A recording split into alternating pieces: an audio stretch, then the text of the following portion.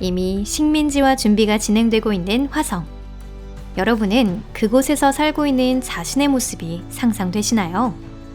아니면 더 멀고 열악한 환경의 행성에서 사는 모습은 어떤가요? 그래요. 우리 몸은 그 땅의 환경에 아직 적응하지 못했기 때문에 산책을 하려면 우주복을 입고 외출을 해야 할 겁니다. 하지만 시간이 지나면서 신체는 변화하기 시작하고 환경에도 적응할 거예요. 여러분 안녕하세요. 메탈릭한 피부와 촉수에 꼬리까지. 정창민의 먼 후손은 그 밖에 어떤 기능을 몸에 갖추게 되는 걸까요? 여러분, 여기는 토픽입니다. 그것을 알아보기 위해 지금부터 그들을 찾아가 보도록 하죠. 그럼 시작할게요.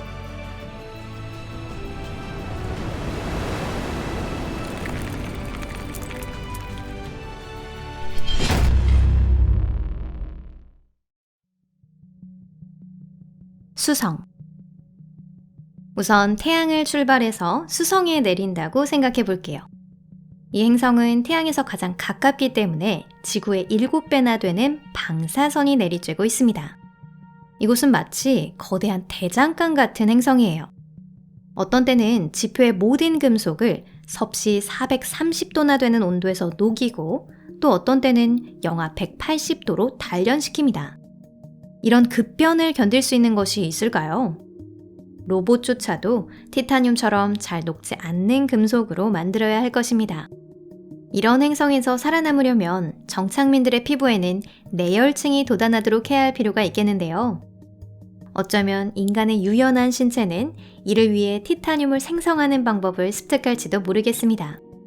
그렇게 되면 우리는 메탈릭한 광택을 내는 두꺼운 피부를 가진 거의 사이보그에 가까운 사람들을 만나게 될 겁니다.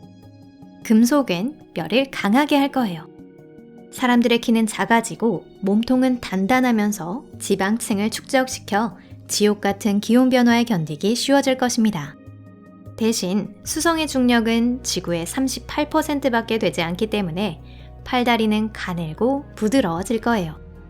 맞아요. 꼭 기억하세요. 현지 뮤턴트와 만날 때는 강력한 선글라스가 필수랍니다. 수성에서는 태양광에 의해 말 그대로 눈이 타버리거든요. 아마 원주민은 눈을 가리기 위해 두껍고 큰 눈꺼풀이라는 천연 방어구를 착용하고 있을 겁니다. 금성. 금성의 조건은 더욱 가혹합니다.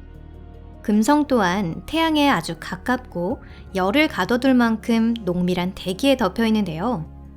금성의 정착민들은 섭씨 465도의 오븐으로 구워지면서 위로부터는 대기압이라는 롤러로 짓눌려질 것입니다.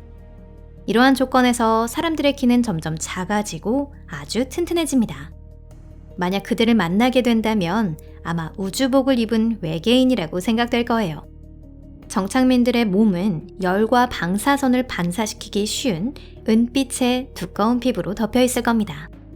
또한 그들의 신체는 금성의 대기에 풍부하게 포함된 황산으로부터 몸을 보호하는 방법도 익혀야 합니다.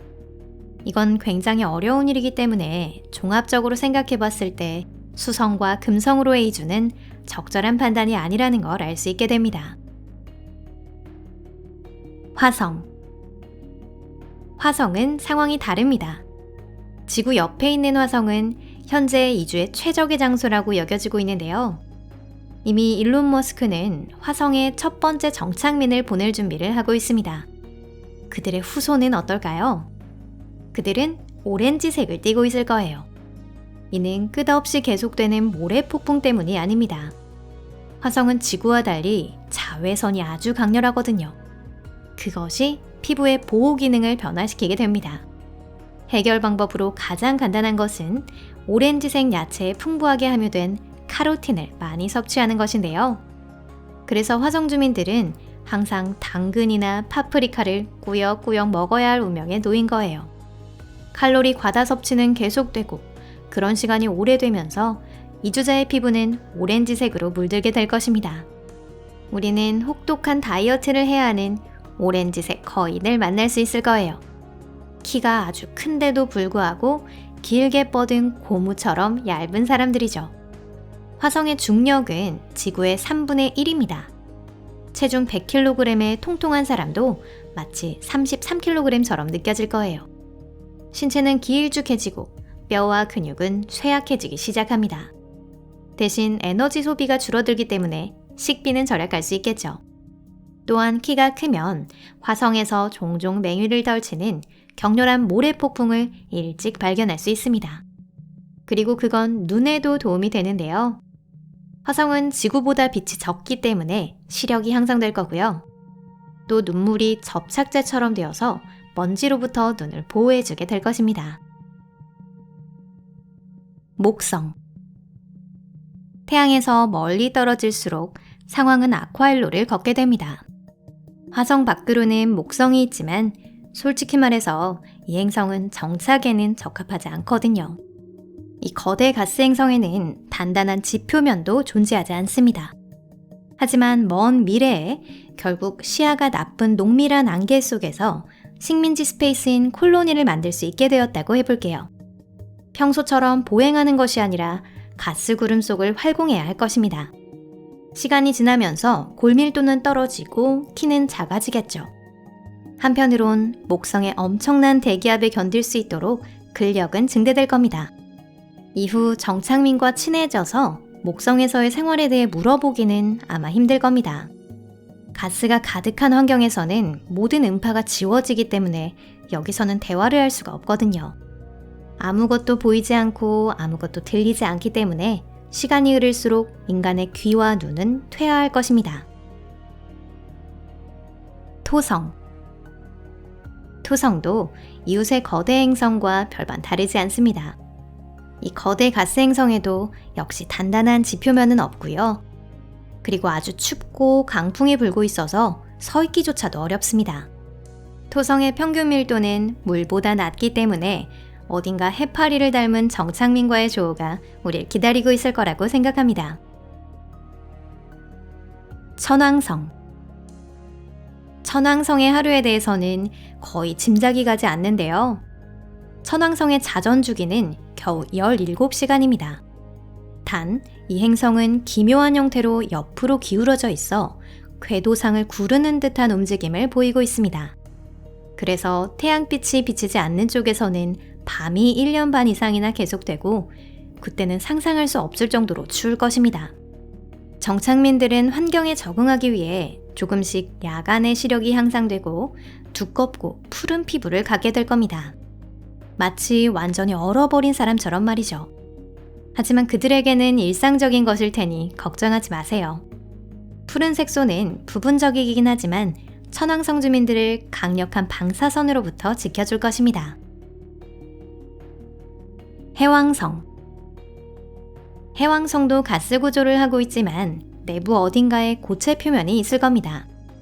해왕성은 천왕성보다 약간 따뜻하기는 하지만 어쨌든 혹한의 거대 얼음 행성입니다. 이곳은 지구보다 중력이 강하기 때문에 인간은 자신이 무거워진 것처럼 느낄 텐데요. 하지만 그럼에도 이 행성에 부는 엄청난 바람 때문에 서 있는 것은 불가능할 겁니다. 이러한 조건에 적응하려면 인체는 어떤 변화를 겪어야 할까요?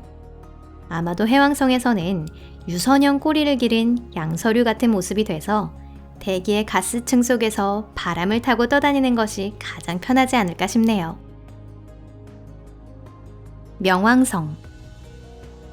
태양에서 아주 먼 준행성인 명왕성. 하지만 정착민들에게 최악의 장소이기만 한 것은 아닙니다. 그 얼음의 지면 아래에는 인간에게 꼭 필요한 물로 가득 찬 바다가 있거든요. 다만 명왕성의 중력은 너무나 약해서 지면에 머물러 있기는 아주 어렵습니다. 농구공을 향해 점프한다면 아마도 금세 공이랑 같이 우주 공간으로 튕겨져 나가버릴 거예요. 시간이 지나면서 정착민들의 신체는 안정성을 유지하기 위해 피라미드와 같은 모습을 하게 될 겁니다. 미니어처판에 걸어 다니는 파라오 무덤과 실제로 악수하게 된다면 정말 신기하겠죠? 외계 행성. 이렇게 태양계는 끝이지만 우리는 우주에서 더 멀리 떨어진 태양계 외 행성으로 향한다고 해보겠습니다. 천문학자에게는 이미 5,000개 이상의 외계 행성이 알려져 있습니다. 그리고 그 대부분은 아마 인간에게 최적이라고는 할 수 없는 곳입니다. 예를 들어 크기가 지구의 2배, 무게가 10배인 케플러 20b라는 행성이 있는데요. 이 행성의 중력은 지구의 3배입니다. 이곳의 사람들은 키는 줄어들고 체격은 단단해지며 두꺼운 피부에 갑옷을 입고 많은 팔다리를 갖게 될 거예요. 많은 다리를 가진 갑옷을 입은 팬케이크. 상상하실 수 있겠어요? 그들은 우리에게 좀처럼 다가오려 하지는 않겠지만 결코 무시하고 있는 것은 아닐 겁니다. 아마도 중력 때문에 천천히 지표면을 기어가거나 구르고 있을 뿐이죠. 또한 길쭉한 궤도를 취하는 행성의 경우에는 계절에 따라 극단적인 변동이 있을 겁니다. 선호하지 않는 계절이 되면 사람들은 겨울잠을 자거나 가사 상태에 빠지기도 할 거예요. 먼 외계 행성은 어떤 것이든 굉장히 다양한 특성을 가지고 있어 인류의 진화에도 무한한 가능성이 있을 겁니다. 블랙홀에서의 안티 보너스. 마지막으로 이번 여행의 끝에 약간의 안티 보너스를 준비했습니다. 과학자들에 따르면 최강의 괴물 내부에는 아무것도 없고 강한 중력도 없다고 하는데요. 그럼 콜로니를 만들 만한 곳은 얼마든지 있겠죠. 하지만 이 공터를 정복하고 그곳에서 진화를 이룰 수는 없을 겁니다. 블랙홀의 가상의 경계인 사건의 지평선을 넘을 수 있는 사람은 없거든요. 거기서는 몬스터의 엄청난 중력이 인체를 늘려서 스파게티로 바꿔버릴 겁니다. 식욕이 왕성한 블랙홀 때문에 이탈리아 요리가 되다니 낭비도 정도가 있는 법이겠죠. 이처럼 어느 천체에 가도 인간을 기다리고 있는 건 도전과 진화의 가능성입니다. 먼 행성의 조건이 인간의 모습에 어떤 영향을 미칠지 지금으로서는 상상할 수밖에 없겠습니다. 하지만 인간이 어떤 모습으로 변신할지 여러 가지로 상상해보는 재미도 꽤 쏠쏠하지 않으셨나요? 이 영상이 재미있으셨다면 좋아요를 눌러주시고 친구들에게도 공유 부탁드립니다. 그럼 시청해주셔서 감사합니다. 곧 또 뵐게요. 그럼 안녕히 계세요.